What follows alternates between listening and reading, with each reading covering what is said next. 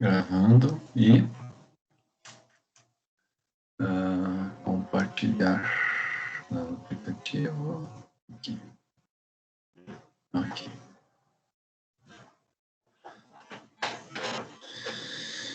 Muito bem. Então, o exemplo, o anterior, nós olhamos no exemplo 3A, né?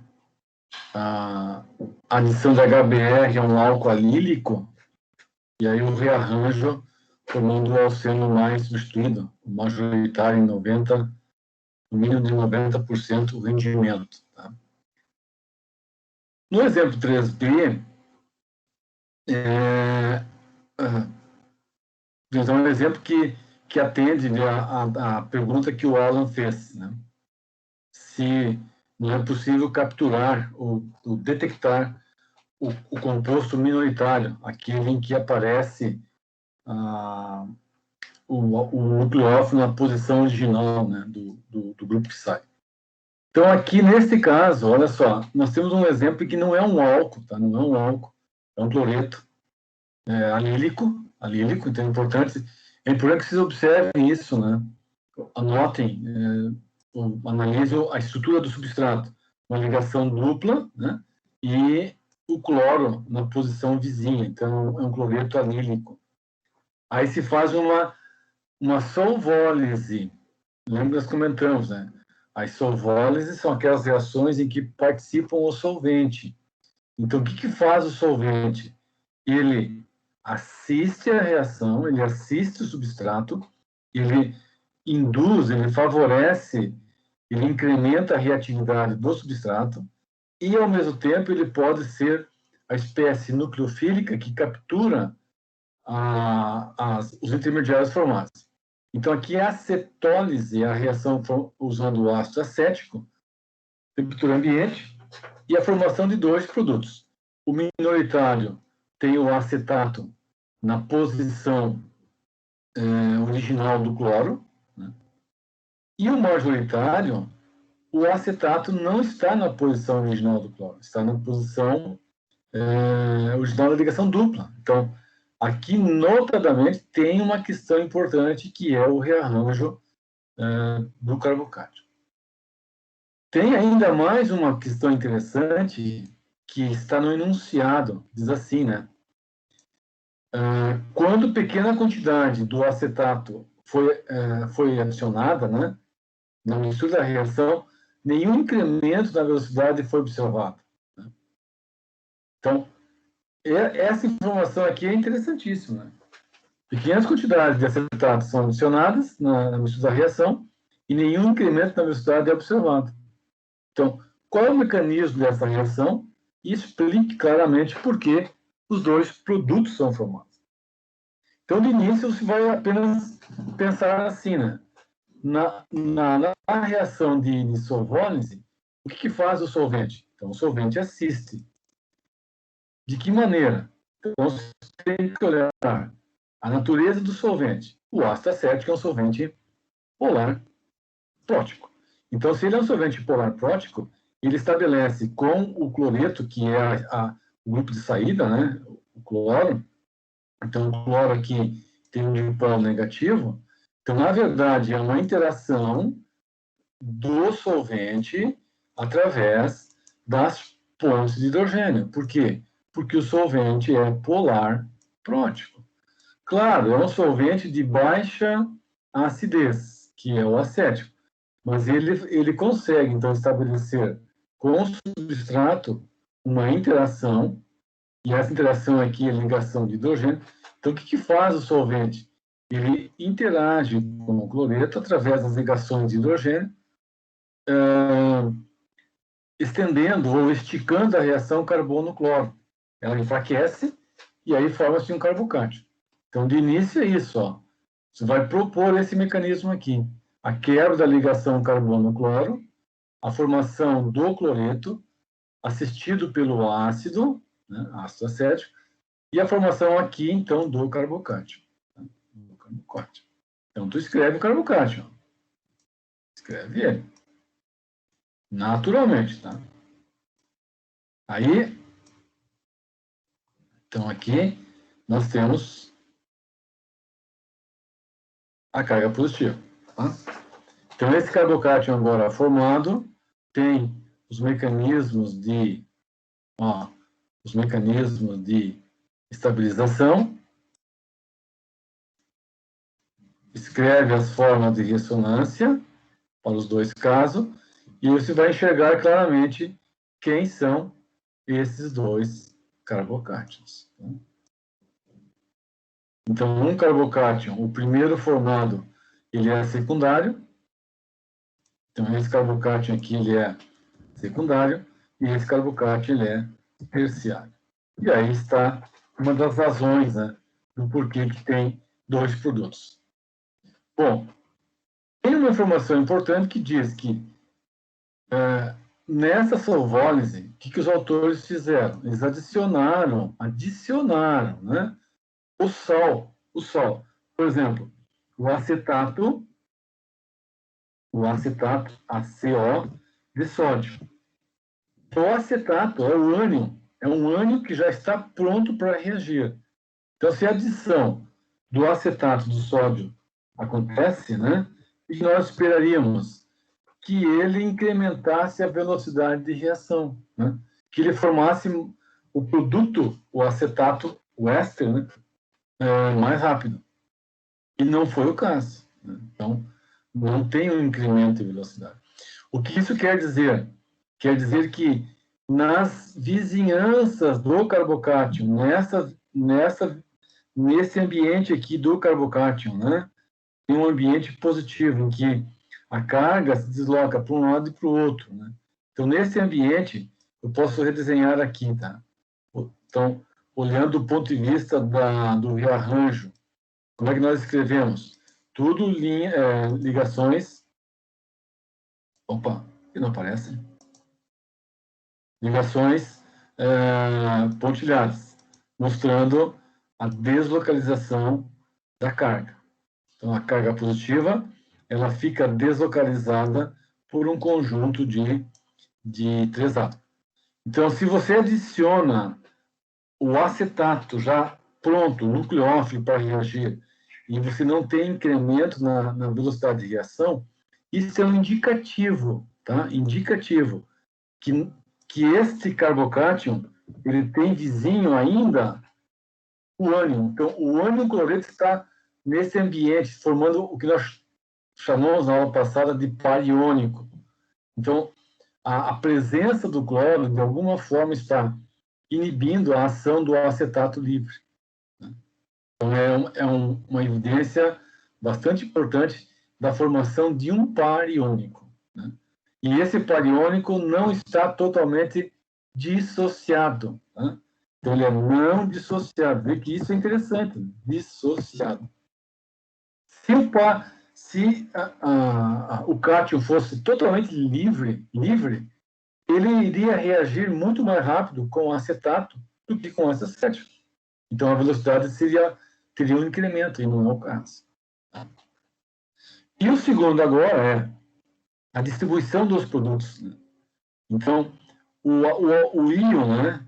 O rearranjo do carbocátion aqui nos dá um secundário e um terciário. Tá? Um secundário e um terciário. Ok? Então, em menor proporção é a captura do carbocátion secundário e em maior proporção é a captura do carbocátion terciário. Então, o acetato faz isso. Aqui é interessante, né, pessoal? Como é que você escreveria a reação do cátion com o ácido acético? Então, eu vou escrever aqui, vou tentar mostrar, né? E a ideia é de maneira bem clara, né? Você desenha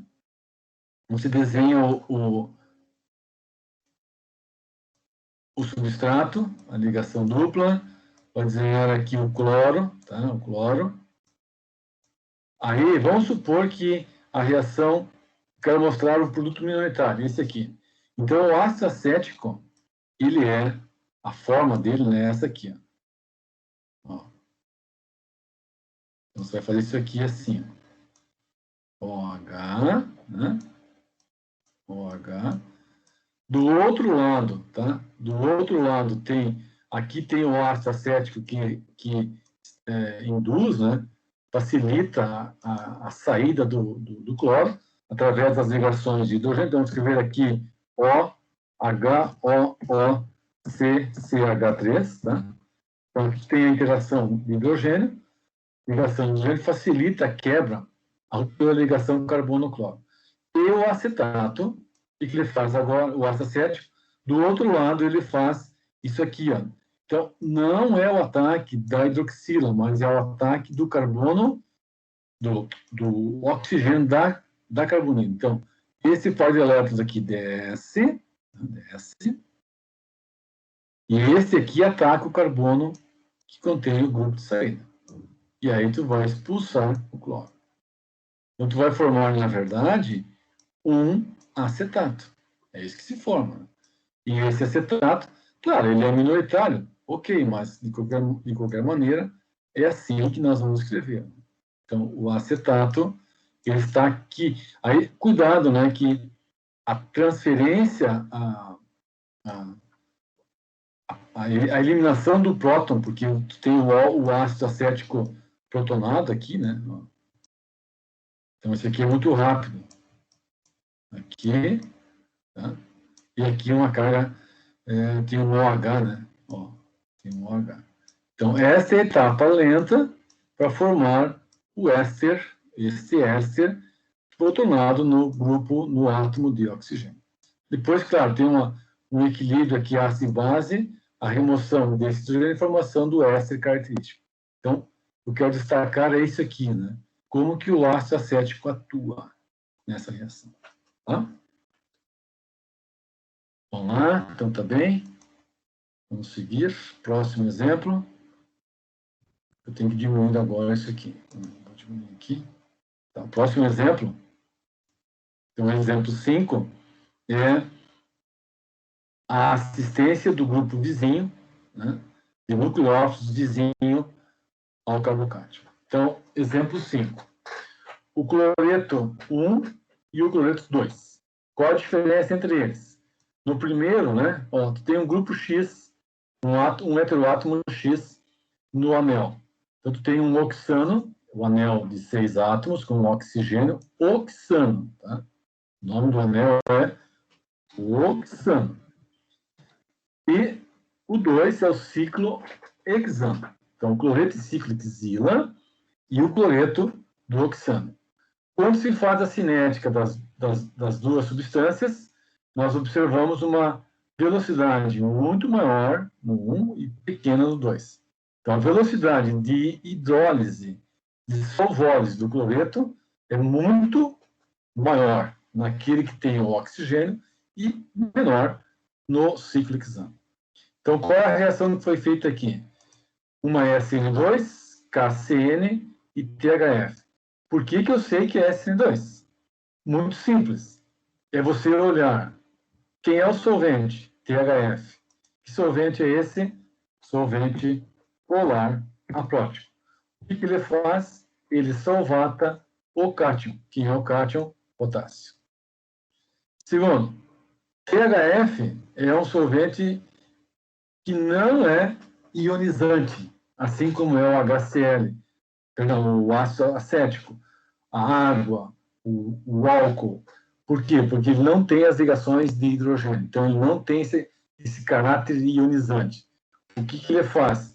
Ele sequestra o cátion e aí deixa livre, deixa disponível o ânion cianeto, que é a espécie nucleofílica.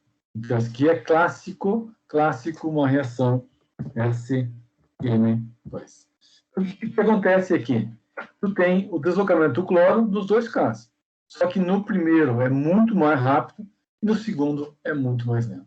Qual é a explicação dada aqui? É esta aqui, ó. A etapa lenta, né? Ela envolve a partida do cloro. Então, nessa etapa lenta, o que faz o nucleófilo? Ele se aproxima pela retaguarda aqui da ligação carbono-cloro, pelo lado oposto. Só que no substrato que tem o éter, né? O ciclo oxano, o oxigênio já está na posição vicinal ao carbono que contém o cloro. E esse oxigênio tem um par de elétrons isolado. Então, tu tem um átomo vicinal ao carbono reativo, que já tem uma característica nucleofílica. Então, ele, de alguma forma, ele transfere polarização para o carbono, para o carbocátio. O carbocátio é instável, né? Mas se ele encontra uma forma de se estabilizar, ele é formado mais rapidamente. Então, é a sua formação mais rápida que é a origem dessa diferença de reatividade. E aí, por que ele forma... Por que ele é mais rápido? Por que ele é mais estável? Porque um carbocátion é uma espécie deficiente em elétrons, né? Então, ele sempre terá 6 elétrons, e uma das formas de estabilizar uma espécie de deficiente em elétrons é doar elétrons. E quem doa elétrons? Nesse caso aqui, o oxigênio. Por que no 2 não acontece? Porque daí é carbono, então o carbono aqui não tem, né? Ele não tem pares de elétrons. Ele tem ligação carbono-carbono e carbono-H. Então não existe no carbocátio do ciclo Xila a estabilização, a ressonância, como acontece no oxônio, entre os pares de elétrons. Tá? Então, isso é importantíssimo nesses casos. Além do mais, né, essa reação de SN2, é importante que você avalie, né, o sal iônico, KCN, e o produto formado aqui, que é o KCl. Né? Então, em termos do sal apenas, tá, pessoal? Quem é o sal mais estável? É o KCN ou o KCl? E aí você vai lembrar da inorgânica. Os compostos iônicos, eles formam os cristais, formam o tipo cristalino, eles formam um sólido. E esse sólido ele é mais ou menos compacto, ele é mais ou menos estável, dependendo do diâmetro, da carga, né? E aqui, na verdade, nós temos um cloreto totalmente simétrico contra um cianeto que não é simétrico. Então, tu tem um estado cristalino mais instável. Não é assim mais instável, mas não tão compacto quanto é no KCl. Então, o KCl forma um sal mais estável. E aí a reação também contribui, né, para formar o produto. Então, voltando aqui, né, agora, de novo, vamos chamar as conformações. O cloreto do oxano 1, ele existe na forma mais estável, né? A forma mais estável ele é o cloro equatorial. Mas existe uma contribuição importante do cloro axial. E aí, importante, o orbital sigma estrela da ligação carbono-cloro, ela está orientada no modo transdiaxial, né? É isso que faz a reação ter esse acréscimo enorme de reatividade. Quando o cloro está na posição axial, o oxigênio aqui vizinho, ele tem um par de elétrons, é um gatilho que está prontinho, né? Tu tem a linguagem binária 0, 1. O que é essa linguagem binária 0, 1 que eu tanto insisto? O 0 é o orbital vazio, o 1 é o orbital cheio. Quando essa condição aqui é satisfeita, a transferência de elétrons é instantânea. Então, espacialmente, tem uma região da molécula que tem os dois orbitais, o preenchido e o vazio, disponíveis, alinhados. Né? E esse alinhamento permite a transferência instantânea de polarização. Então, esse orbital N, elétrons não ligantes, eles vão interagir com o orbital vazio, que é o sigma estrela. Aqui está parcialmente o sigma estrela. Né? Por favor, completem. Né? O que é o sigma estrela? Orbital fora de fase. Então, tu vai completar aqui com um orbital assim, aqui uma bolinha pequenininha, e aqui uma outra bolinha, e não esquecer, orbital fora de fase. Então, aqui fica cheio, e aqui fica cheio também. Mas o mais importante é que no isômero, no rotâmero axial, a manifestação pura e genuína da transferência de polarização do oxigênio para o carbono. E essa polarização aumenta, né? Aumenta a distância carbono-cloro. Se a distância aumenta, a ligação se enfraquece, e aí o cloro sai. Ao sair, vai formar o quê? O cátion oxônio. Ó, esse cátion. Agora, o cátion oxônio será capturado pelo ânion disponível. Quem é esse ânion? É o ânion cianeto. Essa reação é fantástica, né? Fantástica. Nessa reação aqui não se forma o cátion livre.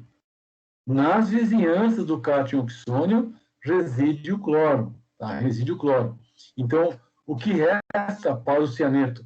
O cianeto ele tem que se aproximar pelo lado oposto à ligação do cloro. Tá?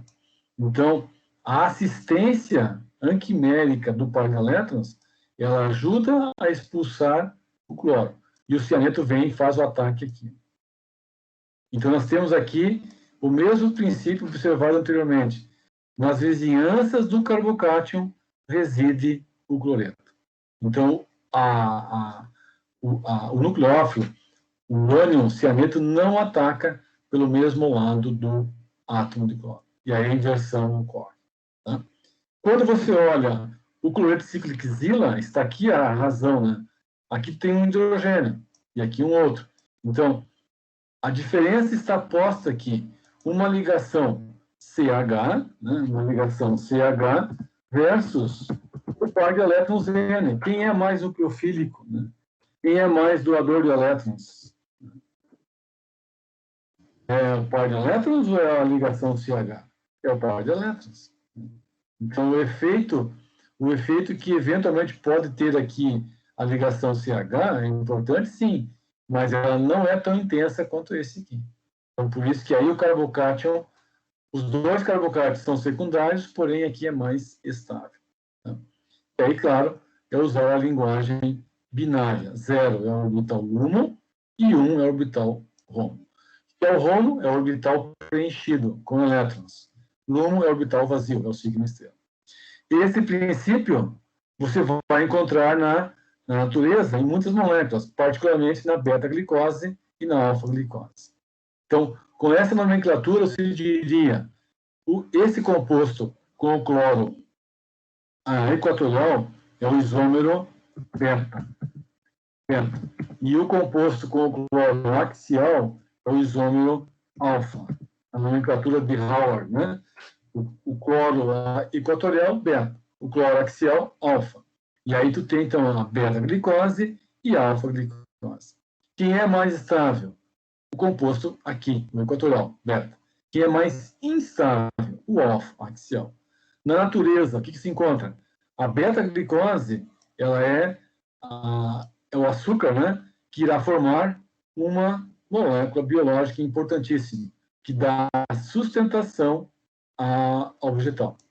E a alfa-glicose é a outra versão da glicose usada como fonte de energia para os seres vivos. Então, uma é mais reativa. Quem é? A alfa-glicose. Por quê? Porque tem um OH axial. A outra é mais estável, menos reativa, mais resistente à decomposição. Quem é ela? A beta-glicose.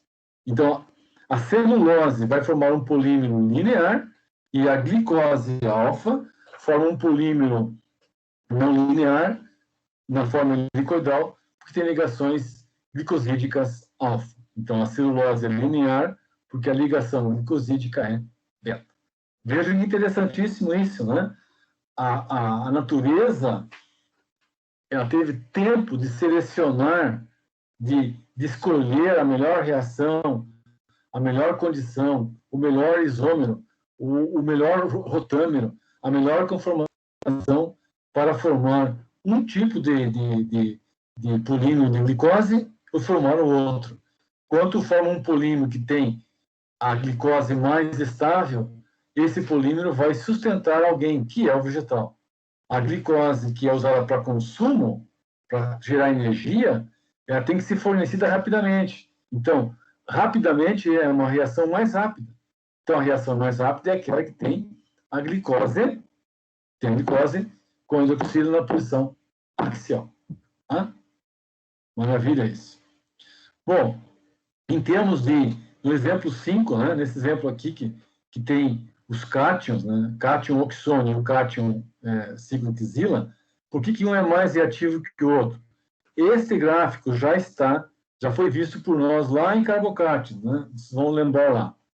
Então, no exemplo 5, tem 2 carbocátions. Um que tem o oxigênio, participa o oxigênio, e outro que não participa. É o caso aqui 1 e 2. Então, quem são esses carbocátions? Um é estabilizado pelo par de elétrons do oxigênio, e o outro não. Como consequência, olha só, em azul é o mais instável, é o carbocátion do cyclic Zeeland. E em vermelho é o mais estável, é o carbocátion do anel oxônico. Então, o que vai acontecer aqui? Quando o carbocátion é mais estável, a sua formação é mais rápida. Então, a energia de ativação diminui.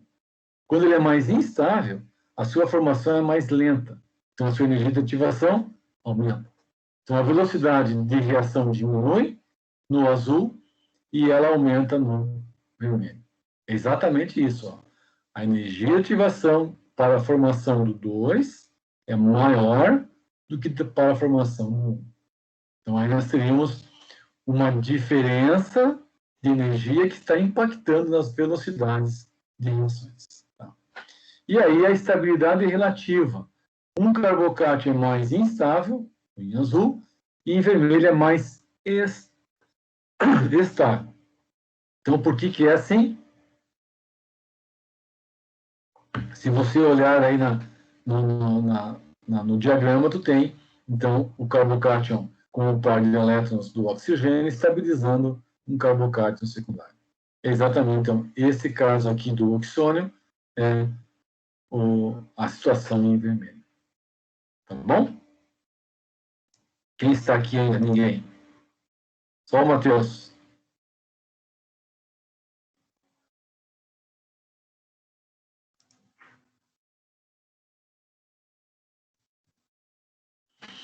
Bom, exemplo 6. Né?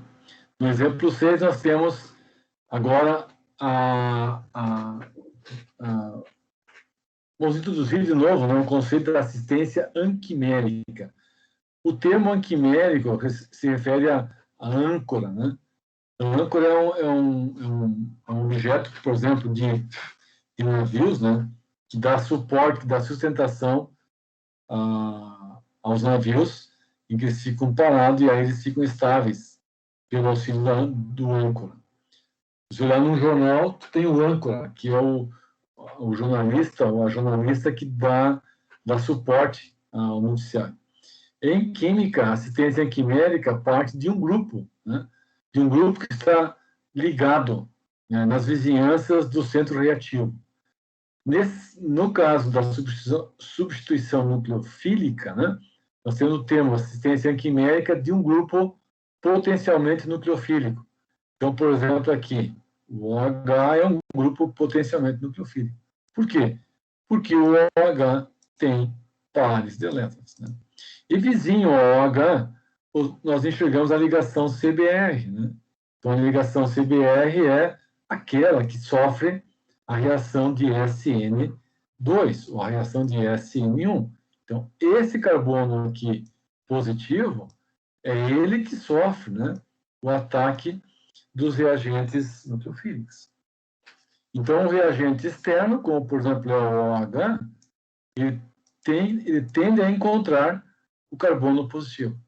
Só que o substrato já contém, na posição beta, no beta-carbono vizinho, um grupo que tem a mesma característica eletrônica. Ele é uma hidroxila. Né? Então, é uma competição entre o nucleófilo externo e o interno, que já está ligado. Então, aqui, notadamente, nós temos um efeito da entropia. Né?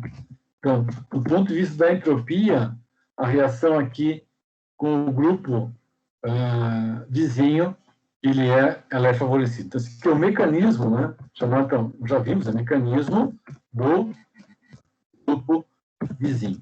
Então, é o grupo que tem uma característica idêntica ao reagente. Então, a hidroxila do álcool, né, tem a mesma característica eletrônica do NaOH que irá agir. Então, a reação pode ser intermolecular ou intramolecular. A intermolecular exige que o NaOH se dissocie, que a hidroxila se movimente, ela percorra um espaço, um certo tempo, e que encontre o carbono. A hidroxila que já está ligada, ela tem uma vantagem, ela já está nas vizinhanças do centro reativo. Ela é quimicamente conectada, enquanto que a externa, né, ela deverá se conectar. Por isso que o efeito entrópico é predominante aqui. E, normalmente, aqui, a velocidade, né, dessas reações, ela tem um incremento maior do que 50 vezes. O que significa isso? Uma reação tem a assistência do grupo vizinho, assistência quimérica. Então, significa que a velocidade da reação com e sem o grupo é no mínimo 50 vezes. No mínimo 50 vezes. Exatamente como aqui, nesse exemplo aqui, né? A velocidade de reação do oxano aqui é muito maior do que do cloreto de ciclohexila, porque tem um efeito de uma assistência quimérica. Tá? Então, para esses casos, o composto, né, o substrato, o bromo ciclohexanol cis e o trans. Então, o composto cis, os dois grupos do mesmo lado. O trans, lados opostos. O que eu fiz aqui? Desenhei as conformações. Ó.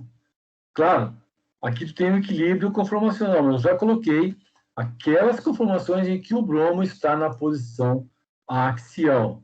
Essa é a condição, pessoal. Usar o bromo sempre axial. Tá? Ou usar o grupo que sai nos anéis na posição axial. Essa é a melhor posição para a reação de SN2. Então, o que acontece agora? A hidroxila, né? Então, é o OH. Ok. O que o OH irá fazer? Ele tende a buscar, né, a reagir com o carbono reativo, o carbono que contém, né, a ligação polar, a ligação carbono-cloro. Então, no isômero cis, o OH está equatorial, aqui equatorial. No isômero trans, o OH é axial.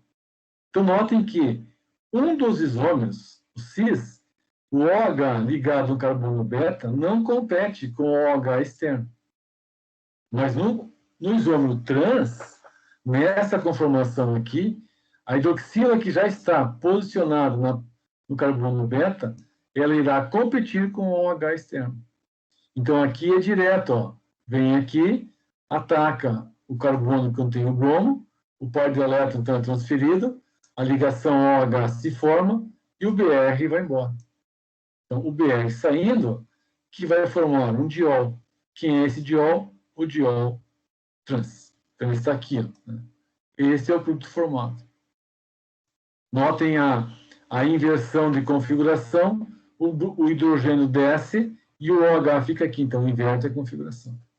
Nesse caso, ó, a competição entre o OH na posição beta e a hidroxila agora existe. Então, ao invés da reação do OH, acontece essa reação aqui, direto. E aí tu vai formar um outro anel, que é o chamado anel epóxi. Então, esse produto aqui é o resultado da competição entre uma hidroxila que já está conectada numa posição ideal, que já está na orientação transdiaxial, né? Então, aqui é transdiaxial, e isso favorece a reação de formação do respectivo epóxi. Então, exemplo bem interessante. Isso aqui é muito comum em células, né? As células fazem isso com muita propriedade, com muita desenvoltura. Bom, pessoal, a assistência quimérica, a ação de um grupo que está vizinho a um centro reativo, ela acontece também a longa distância, né? Então, nessa referência aqui do Chemical Science 2020, os autores fazem vários testes para mostrar que é possível ter uma ciclização interna no modo SN2. Então, tem um álcool, né? Lembrando, o álcool não sai, a hidroxila não sai facilmente aqui. Então, o que é preciso? Ativar o OH. E a ativação é feita com o cátion, o ferro mais 3. Usando um sal triflato de ferro 3, 10 mol por cento em quantidade. Esse 3-AMS é sílica, né?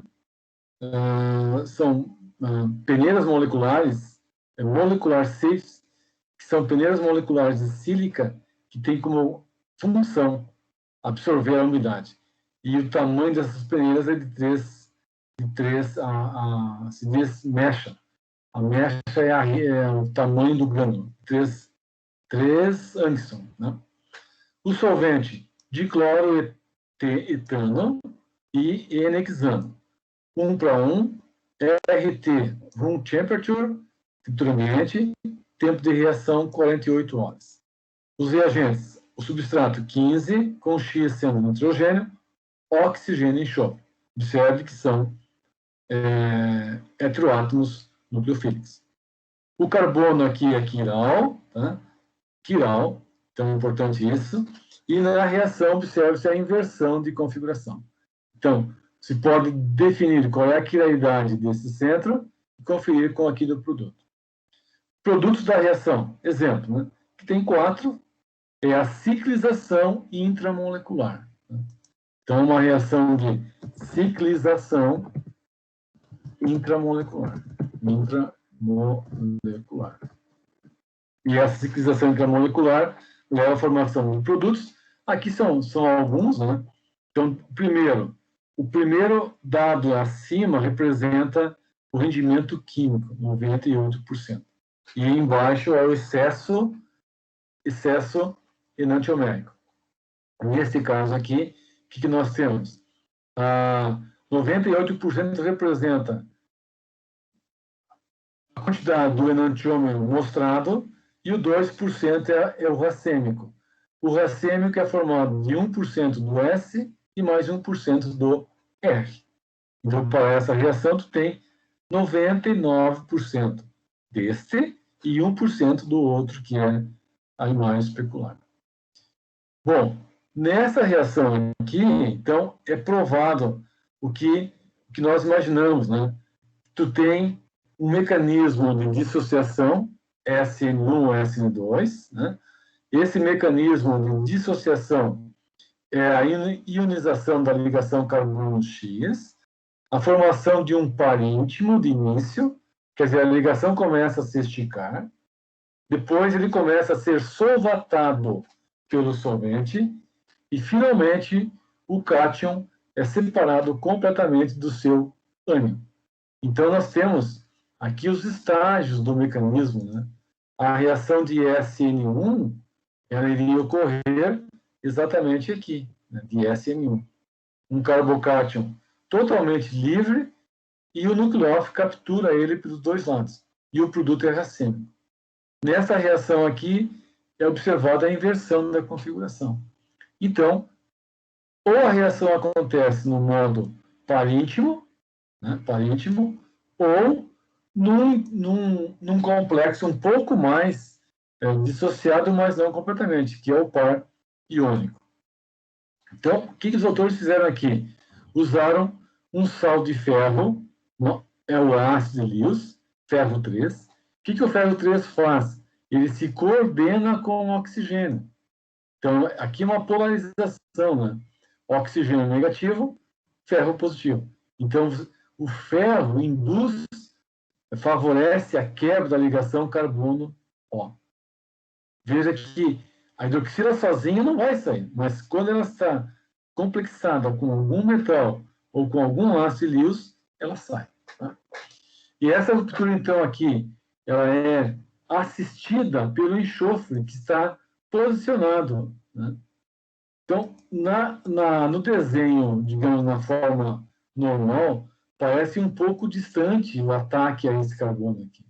Isso, olhando assim, parece que não é muito provável esse ataque intramolecular. Mas se você olha, agora desenha isso em formas de cadeira, né? Uma forma cadeira, ou numa forma barco, então um barco aqui em azul, a cadeira em vermelho, você percebe que tu tem enxofre, um átomo, carbono 2, 3, 4, 5, 6. Você tem 6 átomos que podem formar um estado de transição em cadeira ou barco. Muito fácil, né? Aí tem que ter cuidado na hora de desenhar esse carbono aqui que tem o grupo OH.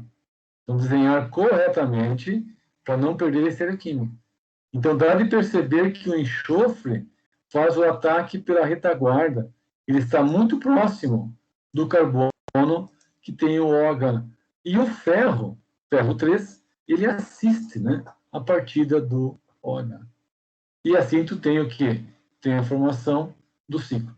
Aqui tem uma ligação dupla a mais, ó. Essa dupla não existe. Então, qual é o ciclo formado? Esse aqui, ó. Tá, esse aqui. E o catalisador, o ferro triflato, sai na forma de ferro triflato de oxilo. Tem a carga negativa, por quê? Porque é do OH. Tá? Uma questão importante nessas reações aqui é que os autores usam o ânion TF. Nós vimos isso também já, né? E agora vamos reforçar. Os ácidos derivados dos sulfônicos, olha só, o ácido tríflico é o CF3SO3H. Este ácido tem um pKa, então, importante a leitura aqui, o pKa dele é maior que menos 10. Tem, assim, artigos que tratam com menos 12, menos 14. Então, um ácido extremamente forte, mas muito forte. Ele é tão forte que a dissociação vai formar o ânion correspondente, né? Que é o ácido se o ácido é tríflico, o ânion é o triflato. Triflato. E aí o termo é simbolizado, o nome, né? Simbolizado por TF. Tá? TF. Então, aqui, ó, OTF. É o oxigênio do ânion triflato. Então, é essa espécie que está aqui. Ela é muito instável, muito estável. E essa estabilidade, nós vamos usar um conceito. É um ânion não nucleofílico. Então, os ácidos derivados dos sulfônicos são ácidos de caráter nucleofílico muito baixo. Isso é importante? Sim. Por quê? Porque se o ânion tem uma baixa nucleofilicidade, ele não irá recapturar, né, o carbocátion. Então, esse é um exemplo bastante interessante de como nós podemos usar o conceito da assistência quimérica nas reações de SN2. Assistência quimérica no carbono vizinho e mesmo em carbonos distantes. Tá? Bom, o outro exemplo que eu quero mostrar, nós já vimos, né, na aula passada, que é a adição de sais de zinco, lá no teste Lucas. Então, aqui é a mesma coisa, o mesmo princípio. Mesmo à distância, um álcool terciário se ioniza induzido pelo sal de zinco. Então, o ácido de Lewis, que é o zinco, o que ele faz? Ele induz a quebra da ligação OH. Vai formar um carbocátion terciário. Né? E esse carbocátion é capturado pelo nucleófilo ligado aqui na posição distante. Então, do ponto de vista do mecanismo, é uma SN2. E é uma eliminação de OH assistida pelo cátion zinco 2+, assistida pelo ácido de Lewis. Da mesma maneira que mostrado acima, no outro slide, nós desenhamos aqui, né, ó, a estrutura do reagente. O Z, quando aparece na estrutura de uma molécula orgânica, ele sempre representa um átomo, um grupo aceptor de elétrons. Tá? Sempre. Então, o Z é sempre um grupo aceptor de elétrons. Nunca doador. Tá? Nunca doador. Então, agora desenhando o estado de transição, e o estado de transição é sempre desenhado entre colchetes com esse símbolozinho aqui. Ó. Então, esse símbolo representa estado de transição. Então, aqui eu desenhei na forma barco, a cadeia carbônica com 6 átomos, incluindo o oxigênio, o grupo Z orientado aqui, tipo assim, axial, a metila equatorial e o OH complexado com o zinco no lado oposto ao grupo nucleófilo. Então, a hidroxila, o nucleófilo daqui, faz o ataque a este oxigênio. E ele sai porque ele está assistido pelo cátion 5. O que vai formar? Vai formar o anel de 6, com a configuração aqui invertida. Então, se nesse caso aqui você pode definir como sendo, olha só, a configuração 1, aqui é 2 e aqui é 3. Então, esse centro é centro de configuração R. Tá? R. No produto, o que aparece aqui? No produto, nós temos o O é 1, carboxílico é 2 e esse carbono é 3. Metila para trás. Então, esse centro é 1, 2, 3, é centro S. Observe a inversão de configuração de R para S. Isso mostra o quê? Mostra que a reação tem esse caráter de SN2 quando complexada com 5. E a natureza, ela é pródiga, né? Ela nos ensina muitas coisas. O tocoferol, o que é o tocoferol? É a vitamina E. Né? A vitamina E é um oxidante natural. Né? Natural. A vitamina E, se você prestar atenção na estrutura lateral do fenol, olha aqui, né? É exatamente isso que está sendo feito aqui. Claro que a natureza constrói essa molécula usando enzimas. Né? E as enzimas são muito mais eficientes. Mas o que a enzima faz? Ela se complexa e essa complexação é a ação ácido-base. Aqui na reação foi zinco. No processo enzimático, o que é, na verdade? É uma enzima.